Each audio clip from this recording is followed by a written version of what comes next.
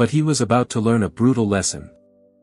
This is the story of how a corporate titan's world was turned upside down by the quiet storm he never saw coming. At a dinner with his closest friends, Mark didn't just mock his wife Sarah. He basked in their sycophantic laughter, oblivious to the quiet storm gathering in her eyes. But the universe has a funny way of balancing the scales. The next morning, as Mark sat in a boardroom pining for his promotion, the door opened. And in walked his new CEO. He held his glass of Cabernet Sauvignon aloft, a king addressing his court, which tonight consisted of his two closest friends, David and Thomas, and their respective partners, Jessica and Chloe. Opposite him, Sarah, his wife of 7 years, picked at her seared scallops, the vibrant saffron risotto beneath them a stark contrast to the dull ache blooming in her chest. You should hear about Sarah's big project. David, ever the sycophant, leaned in. It's actually going quite well, thank you, David. Mark let out a bark of a laugh. It wasn't just Mark. It was the easy, unthinking cruelty of the people she had considered friends. It's more than just tote bags, Mark, Sarah said, her voice steady despite the tremor in her hands. It's about creating a closed-loop system for textile recycling, reducing landfill waste, and providing ethical employment. The company wasn't some little side project. It was called Nexus Innovations, and it was her life's work. You pay a few women in a community center to sew your little bags and suddenly you're a titan of industry. He turned to the others, his voice conspiratorial. She comes home talking about supply chains and market disruption. It's like she's playing a game of business Barbie. Meanwhile, I'm at Sterling and Finch closing 8-figure deals that actually, matter. He was a senior vice president, a title he wore like a suit of armor, and he never missed an opportunity to remind everyone of his importance. That's not fair, Mark, Sarah said, her voice dropping to a low, dangerous murmur. Oh, I have an idea, he retorted, leaning across the table, his face flushed. A cute, expensive hobby, and that's fine. The rest of the dinner passed in a blur of polite conversation that Sarah couldn't bring herself to join. She retreated into a shell of silence, the laughter and chatter around her fading into a dull roar. She felt a profound sense of loneliness, an isolation that was all the more acute for being in a crowded room. As they left the restaurant, Mark, buoyed by the wine and the adulation of his friends, draped an arm around her shoulders. I was just having a bit of fun. I'm proud of your little project. He thought her job was a joke. He thought she was playing a game.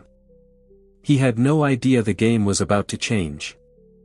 The new round of funding she'd mentioned hadn't come from her father. It had come from a consortium of venture capitalists who saw in Nexus Innovations the future of an entire industry. And that was just the beginning. The drive home was a silent one, a stark contrast to the boisterous atmosphere of the restaurant. Mark, sated and self-satisfied, quickly drifted into a wine-induced doze, his head lolling against the cool leather of the town car's seat. Sarah, however, was wide awake, her mind a whirlwind of hurt, anger, and a steely determination that had been forged in the crucible of her husband's mockery. She slipped out, the cool night air a welcome balm on her heated skin. It was a beautiful house, filled with expensive art and designer furniture. She walked past the living room with its oversized white sofas and abstract paintings and went straight to her home office. She sat down and opened her laptop. The screen illuminated her face, casting a blue glow in the darkened room. For the past 2 years, Sarah had been living a double life. To Mark and their social circle, she was the beautiful corporate wife with a quaint little eco-hobby. Nexus Innovations, the company she had co-founded with her friend Amelia, was far from the community center project Mark had so contemptuously described. But Sarah, with her background in chemical engineering and her MBA from Stanford credentials Mark conveniently forgot to mention when he was belittling her, had seen the bigger picture. She had developed a proprietary process to convert pineapple leaf fibers into a luxurious, silk-like material that was not only sustainable but also incredibly durable. She and Amelia had bootstrapped the company, pouring their life savings into it. Sarah had been the silent architect of the company's growth, her quiet demeanor belying a fierce ambition and a brilliant strategic mind. She had navigated the complex world of patents, secured initial seed funding from angel investors who saw the potential she exuded, and built a small but dedicated team of engineers and designers. But it was being overshadowed by a growing sense of purpose. For too long, she had allowed him to define her. She had downplayed her successes, hidden the true scale of her ambition, all in the name of preserving his fragile ego. She had thought that by making herself smaller, she could make their marriage bigger. Everything is in place for tomorrow. The board has approved the final press release. You ready for this? Sarah smiled. More than ready, she typed back. It's time. She looked at a photo on her desk. She had loved him, she truly had. But the man in that photo was not the man who had humiliated her tonight. The man she was married to now saw her as an accessory, a reflection of his own success. It might even be the end of their marriage, period. But it would be the beginning of her living her own life, on her own terms. She shut her laptop and stood up, stretching her tired limbs. She walked over to the large window that overlooked the manicured lawn of their backyard. He had no idea that his queen had just orchestrated a coup. The air, thick with the scent of expensive coffee and even more expensive cologne, crackled with anticipation. He felt a familiar thrill, the heady mix of power and adrenaline that came with his high-stakes job.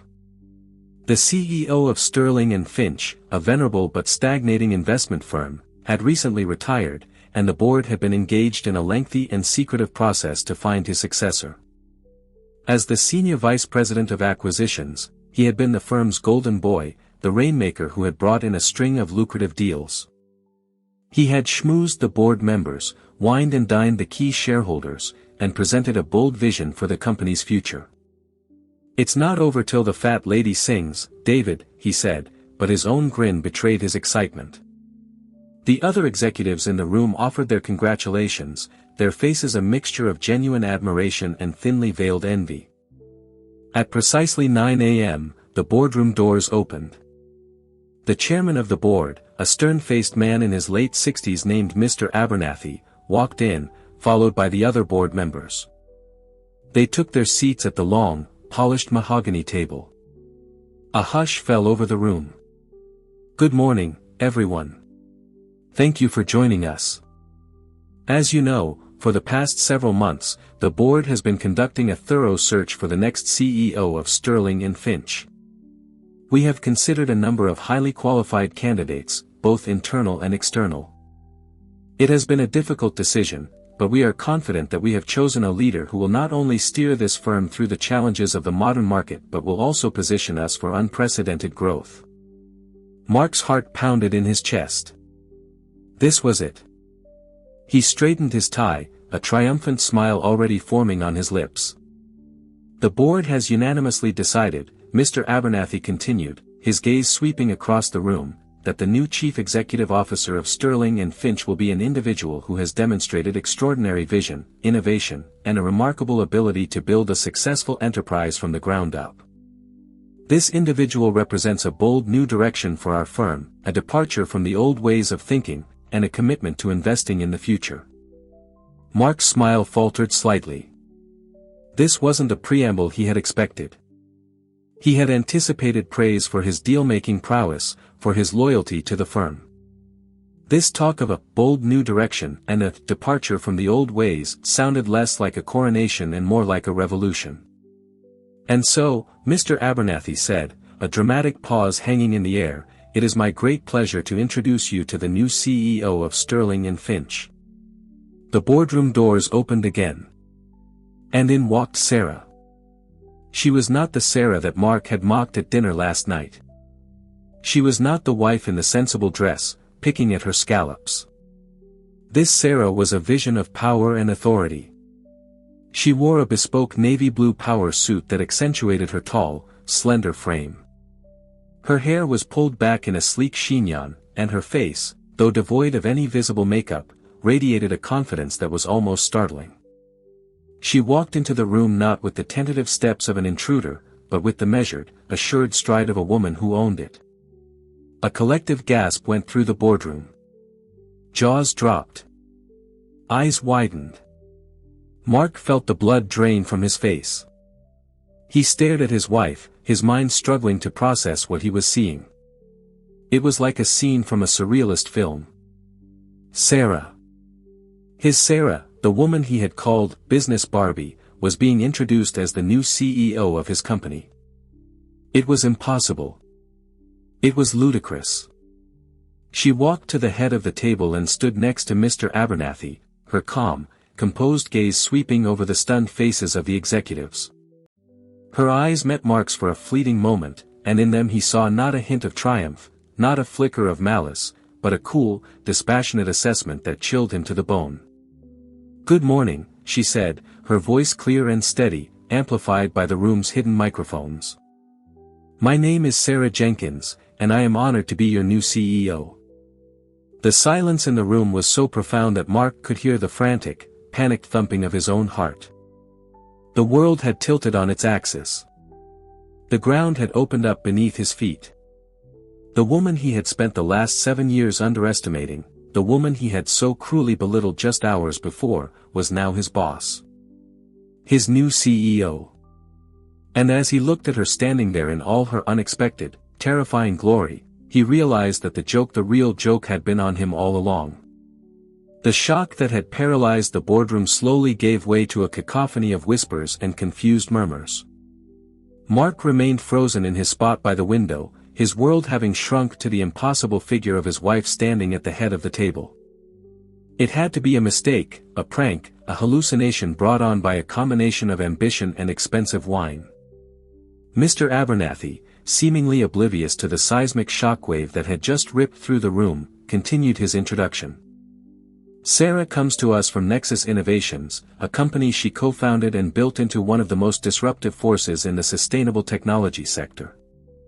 He gestured towards Sarah, who gave a slight, almost imperceptible nod. A presentation flickered to life on the large screen behind them. The Nexus Innovations logo appeared, sleek and modern, followed by slides detailing the company's meteoric rise, its patented technology, its exponential revenue growth, its glowing profiles in Forbes and the Wall Street Journal.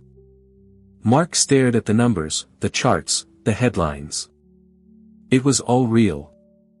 The little project, the Craft Corner, the Business Barbie enterprise was a multi-million-dollar corporation on the verge of a global breakthrough. "As many of you know," Mr. Abernathy went on, "the board of Sterling and Finch has been looking to diversify our portfolio, to move beyond our traditional investments and into the burgeoning green tech market. We've been searching for a company to acquire, a company that would not only bring us into the 21st century but would become the new cornerstone of our firm." He paused, letting the weight of his words sink in.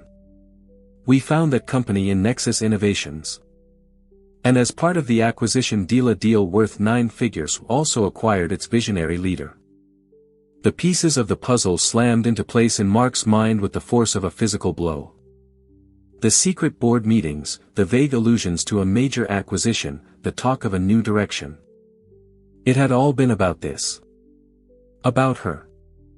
While he had been posturing and preening, confident in his own ascent, the real power play had been happening in the shadows, orchestrated by the one person he had never, not for a single moment, considered a player. He remembered her late nights in her office, the hushed phone calls, her frequent business trips that he had dismissed as social getaways with Amelia. He remembered her quiet confidence, her unshakable belief in her little project. It had all been there, right in front of him, but he had been too blinded by his own arrogance to see it. His friend David, his face pale with shock, leaned over to him. "Mark. Did you know?" he stammered. Mark couldn't answer. He could only shake his head, a gesture of numb disbelief. No, he hadn't just not known. He had actively, willfully, and publicly denigrated the very thing that had now propelled his wife to the pinnacle of the corporate world, a position he had coveted with every fiber of his being. The irony was so bitter, so savage, it felt like acid in his throat. Sarah began to speak, her voice resonating with an authority that seemed both utterly foreign and yet somehow deeply familiar.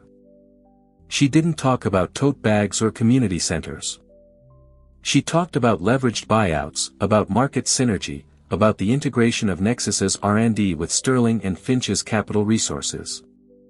She spoke the language of power, the language of his world, but she spoke it with a fluency and a vision that he had never possessed. She laid out a plan for the company's future that was audacious, brilliant, and utterly convincing. The stunned executives who had initially been looking at her with a mixture of confusion and skepticism were now listening with rapt attention. They were seeing what the board had seen, what the venture capitalists had seen, what Mark had failed to see. A leader. As she spoke, Mark's mind replayed the scene from the restaurant the night before. His own words, laced with derision and contempt, echoed in his ears. Business Barbie. A cute, expensive hobby. Don't pretend it's a real job. Each word was a fresh stab of humiliation. He felt the eyes of his colleagues on him, their gazes a mixture of pity, amusement, and a dawning, brutal schadenfreude. He had not only been a fool, he had been a loud, obnoxious fool. And he had done it in front of the very people whose respect he craved. The presentation ended. Mr. Abernathy beamed. Any questions? One of the older executives, a man who had been a rival of Mark's for years, raised his hand. Ms. Jenkins, he said, his voice laced with a respect that had been absent just moments before, can you elaborate on your plans for the existing leadership team? It was a loaded question, a polite inquiry into who would be staying and who would be going. Every eye in the room, including Mark's, was now fixed on Sarah. She gave a small, enigmatic smile. I believe in talent, and I believe in results, she said, her voice smooth as silk. I will be spending the next few weeks evaluating every department, every portfolio, and every executive. My decisions will be based on performance, not on politics. The future of Sterling and Finch will be built on merit. Anyone who is committed to that vision will have a place on my team. Her gaze, cool and appraising, swept across the room, and for a second, it lingered on Mark. In that moment, he understood. This wasn't just a corporate takeover. It was a personal one. The woman he had mocked was now his judge, his jury, and quite possibly, his executioner. The boardroom, which he had always seen as his arena of triumph, had become his courtroom. And he was the one on trial. The verdict was yet to come, but as he looked at the composed, powerful woman who was his wife, he had a sinking feeling that he had already been found guilty. The rest of the day passed in a surreal haze for Mark. The formal announcement was followed by a series of meetings, each one more excruciating than the last. He had to sit through a town hall where Sarah addressed the entire company, her poise and intelligence winning over a skeptical audience.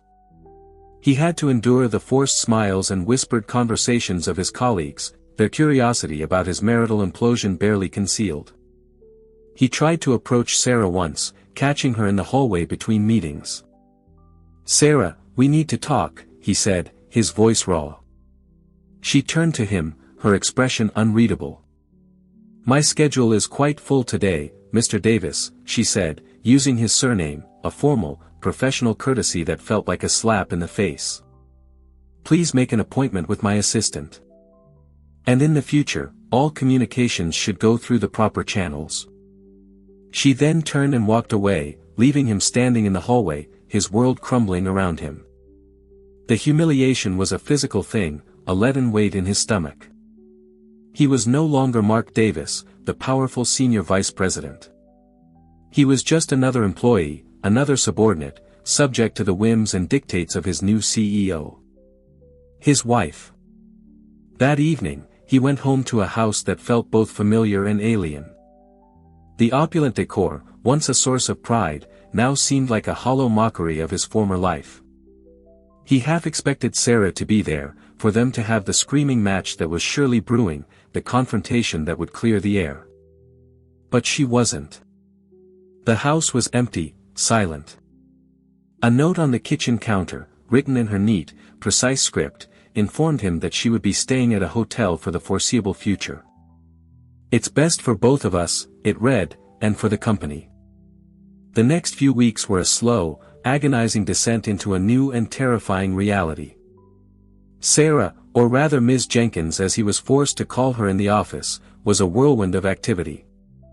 She moved with a speed and a decisiveness that left the old guard at Sterling and Finch reeling. She restructured departments, slashed redundant projects, and brought in her own team from Nexus Innovations, a group of bright, young, and fiercely loyal executives who looked at her with a reverence that bordered on worship. Mark watched from the sidelines, his own power and influence diminishing with each passing day. His projects were scrutinized, his reports were questioned, and his authority was undermined at every turn. He was invited to meetings but rarely asked for his opinion. He was a ghost in the corporate machine he had once helped to build. The cruelty of his situation was not lost on him. Sarah wasn't overtly hostile. She didn't fire him, as he had half expected her to. Instead, she subjected him to a far more exquisite form of torture, the slow, public erosion of his professional identity. She was killing him with 1,000 paper cuts, each one a subtle but painful reminder of his new, diminished status. One afternoon, he was summoned to her office. It was the corner office he had so arrogantly coveted, now redecorated in a minimalist style that was a stark contrast to the old-world opulence of the previous CEO. Sarah was sitting behind a large glass desk, reviewing a document on her computer. She didn't look up when he entered. "You wanted to see me, Ms. Jenkins?" he asked, his voice stiff. "Yes, Mark," she said, finally looking up. The use of his first name was a surprise, a small crack in the professional facade she had so carefully constructed. "I've been reviewing the firm's portfolio. I'm concerned about the Kensington deal." The Kensington deal was his baby, a complex acquisition he had spent months putting together. It was supposed to be his crowning achievement, the deal that would secure his promotion to CEO. "There's nothing to be concerned about," he said defensively. "It's a solid deal." "Is it?" she asked, her voice deceptively mild. She swiveled her monitor around to face him. On the screen was a detailed analysis of the deal, with rows of figures and charts. "Because my team has found some irregularities. It seems the due diligence was not as thorough as it should have been. The company we're acquiring has some significant undisclosed liabilities. If we had gone through with this deal as it stands, Sterling and Finch would have lost millions." Mark stared at the screen, his face turning ashen. She was right. He had been so eager to close the deal, so focused on the glory, that he had cut corners, overlooked red flags. He had been sloppy. I can fix this," he stammered. "No, you can't," she said, her voice turning cold. "Because I already have. I've renegotiated the terms, restructured the deal, and saved this firm from your incompetence." She swiveled the monitor back around. "And that brings me to my next point. Your performance, Mark. It's been subpar. Your recent deals have been lackluster, your reports are late, and frankly, you seem distracted." He wanted to scream, to rage, to tell her that the reason he was distracted was because his entire life had been upended by her Machiavellian machinations. But he couldn't. He was trapped. Effective immediately, she continued, her voice devoid of any emotion, "I am reassigning you. You will no longer be the Senior Vice President of Acquisitions. Your new title will be Vice President of Special Projects." It was a demotion, a public shaming. Special Projects was corporate Siberia, a meaningless title given to executives who were being put out to pasture. "You can't do this," he said, his voice a desperate whisper. "I can," she said, her eyes like chips of ice. "And I have. Your new office is on the 12th floor. Please have your belongings cleared out of your current office by the end of the day." She then turned her attention back to her computer, a clear dismissal. Mark stood there for a moment, utterly defeated. The woman he had married, the woman he had lived with for 7 years, had just professionally and personally annihilated him. And she had done it with the cool, detached efficiency of a surgeon removing a tumor. He walked out of her office in a daze. The walk back to his own office, the one that was no longer his, was the longest walk of his life. He passed his colleagues, who averted their gaze, their faces a mixture of pity and morbid curiosity. The news of his demotion had already spread through the office grapevine. He sat down at his desk, the desk that had once been his throne, and looked around at the trappings of his former life, the expensive art, the photos of him with powerful people, the awards and accolades. It was all a sham, a monument to a man who had never really existed. He had built his identity on a foundation of arrogance and a sense of entitlement. He had defined his worth by his job title, his salary, his ability to dominate and control. And now, all of that had been stripped away. He was left with nothing but the bitter, humbling truth of his own mediocrity. And the even more bitter truth that the woman he had so foolishly underestimated was, in every way that mattered, his superior. The New World Order had arrived, and he was its first and most prominent casualty. The move to the 12th floor was a swift and brutal confirmation of Mark's fall from grace. His new office was a small, windowless cube, a stark contrast to the expansive suite he had once occupied.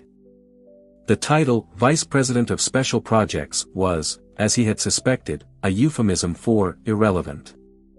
His days were spent on meaningless tasks, analyzing obscure market trends and writing reports that he knew no one would ever read.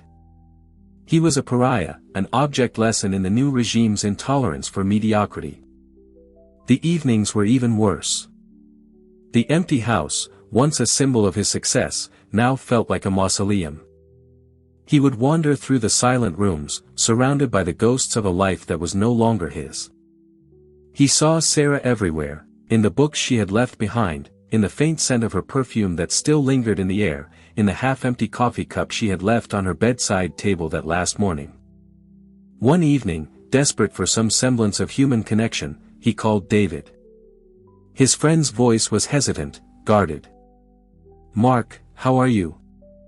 "How do you think I am, David?" Mark snapped, his voice raw with frustration. "I'm in corporate hell, my wife has taken over my life, and my so-called friends have abandoned me." There was a long pause on the other end of the line.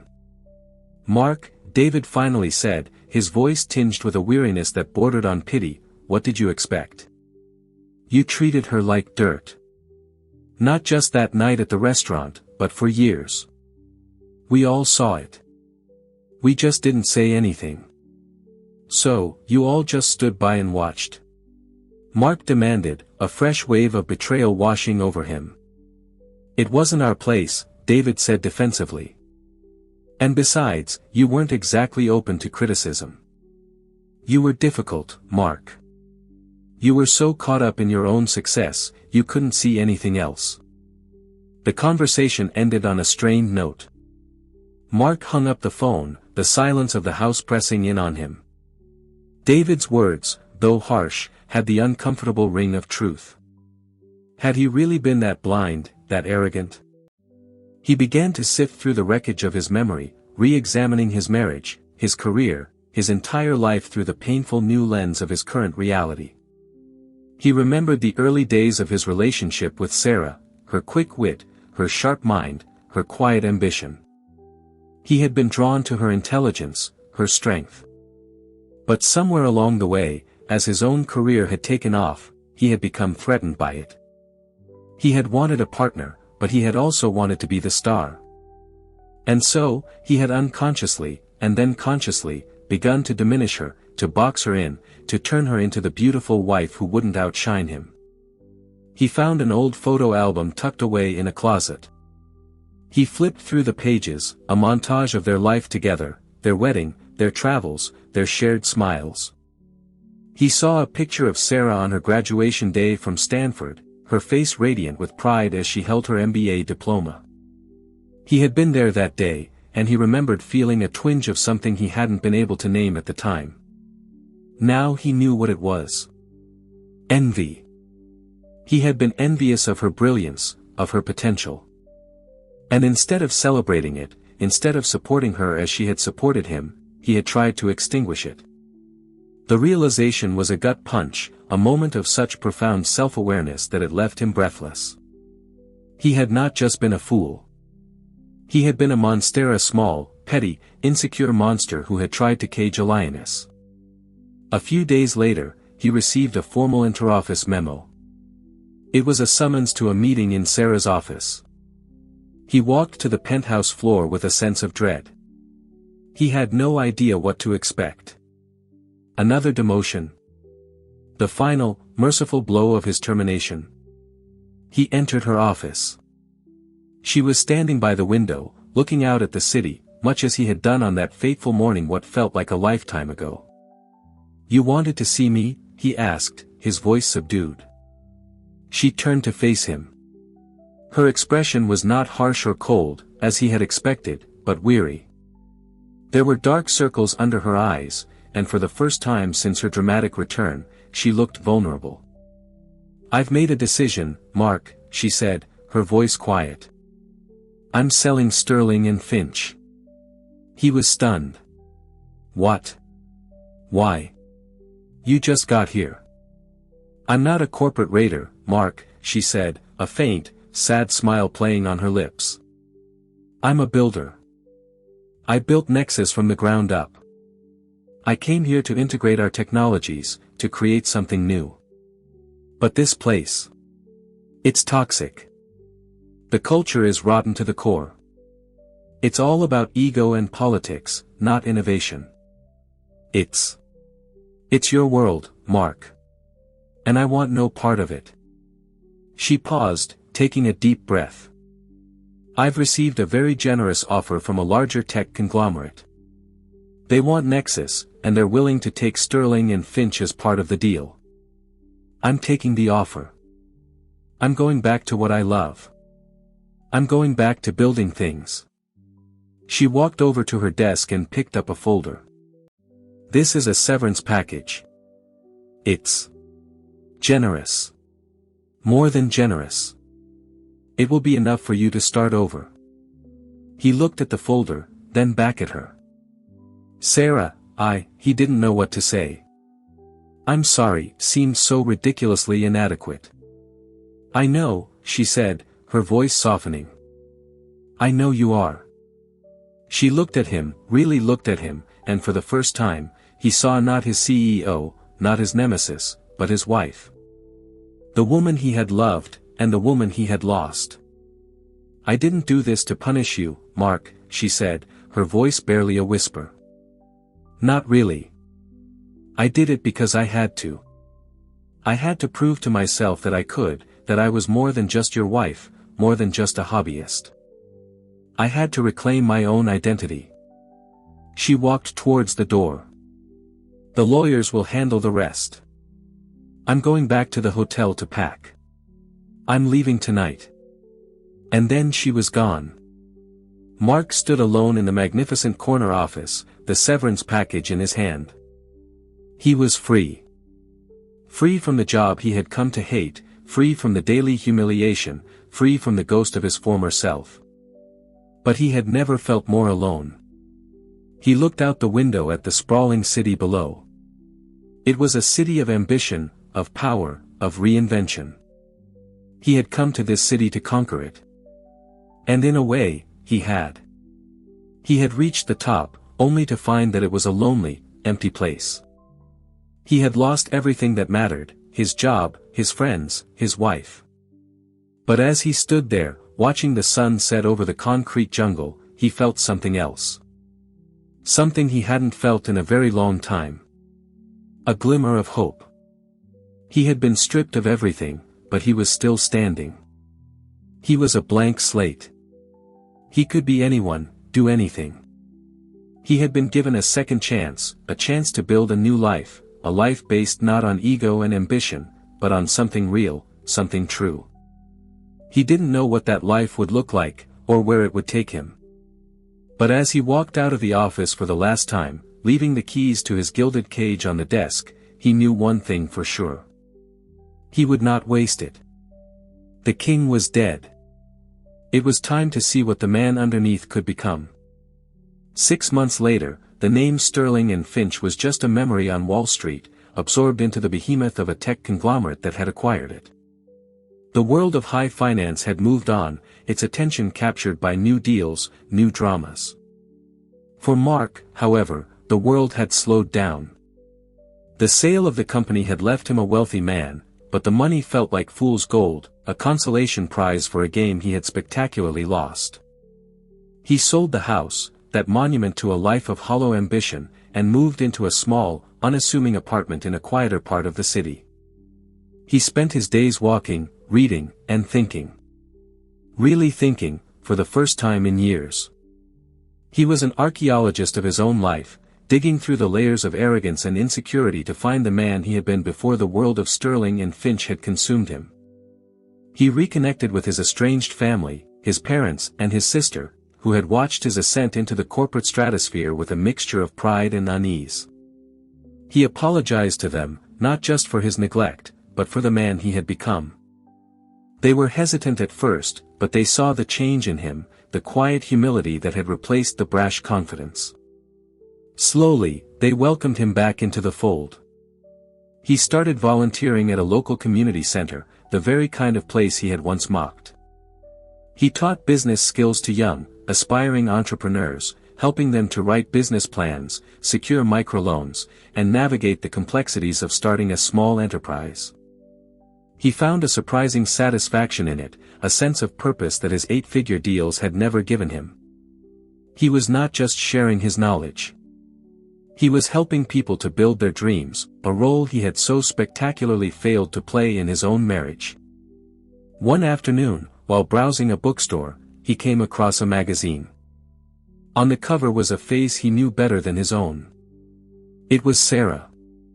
The headline read, "Sarah Jenkins, the visionary behind Nexus and the future of sustainable tech."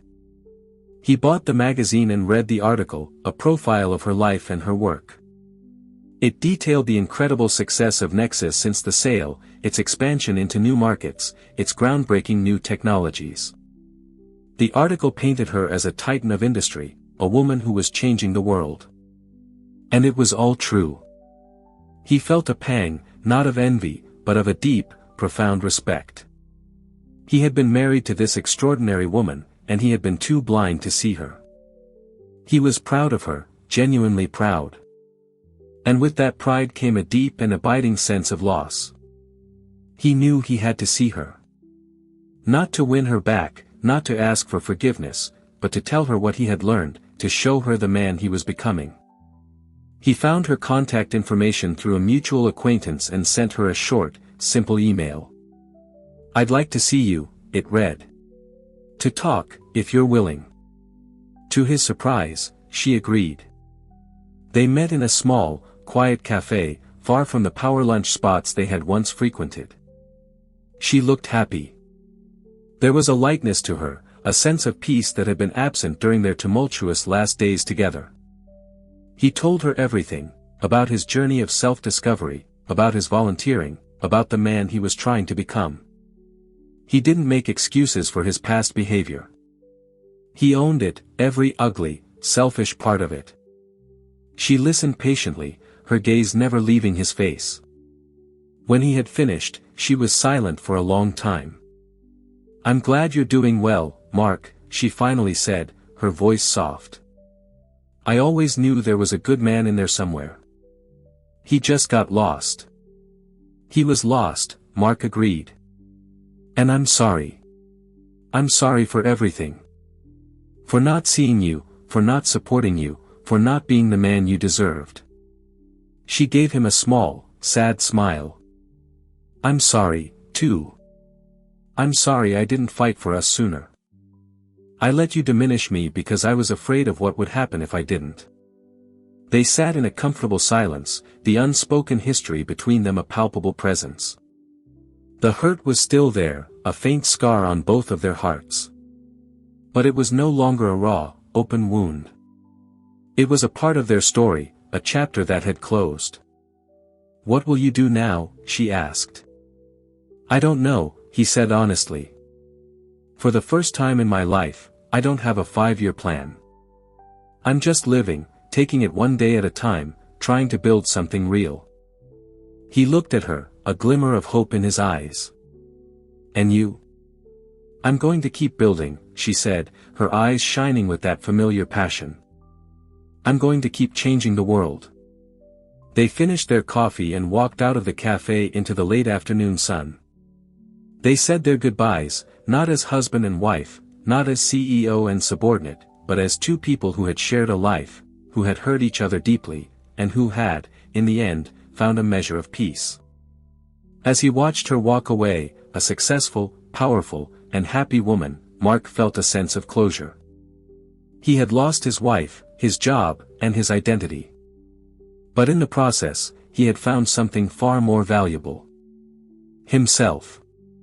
He didn't know what the future held, but he was no longer afraid of it. He was the architect of his own life now. And for the first time, he was excited to see what he would build. The story of Mark and Sarah was over. But the story of Mark Davis, the man, was just beginning.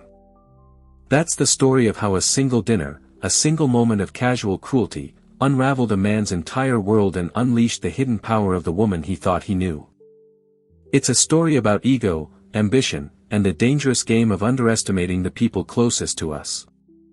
But more than that, it's a story of redemption, of second chances, and of the incredible strength it takes to rebuild a life from the ashes of your own mistakes. If this story resonated with you, if you've ever felt underestimated or have witnessed the quiet strength of someone being overlooked, hit that like button and share this video with someone who needs to hear it. Don't forget to subscribe and turn on notifications so you don't miss our next real-life drama. What did you think of Mark's journey and Sarah's ultimate triumph? Let us know in the comments below. We love hearing your thoughts.